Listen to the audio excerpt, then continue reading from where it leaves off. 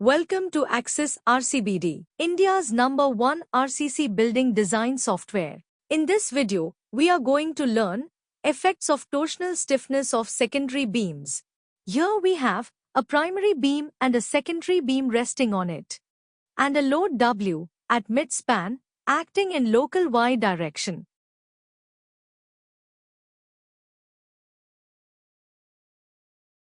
If the secondary beam has negligible torsional stiffness, deflection of the primary beam will easily twist the secondary beam and induce torsional rotation in it.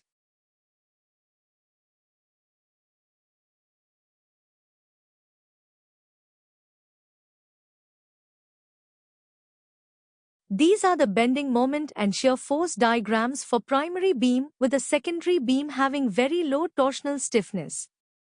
In the first case, primary beam is rigidly connected to the supports, and in the second case, primary beam end moments are released. The diagrams are from akses RCBD software. But if the secondary beam has high torsional stiffness, it will induce resisting moment at the joint, and the deflection and the bending moment diagram of the primary beam will not be of single curvature.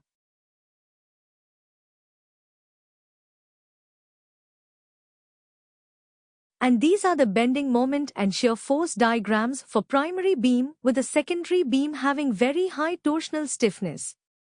In the first case, primary beam is rigidly connected to the supports, and in the second case, primary beam end moments are released.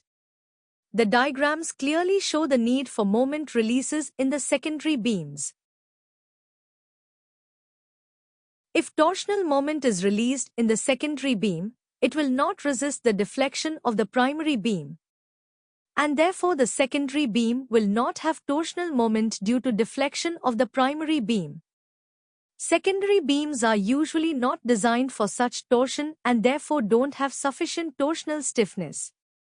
So in the finite element model, torsional stiffness of the secondary beam is released at origin or terminal joint. Akses RCBD. Download a free demo at www.akses.in. Thanks for watching this video.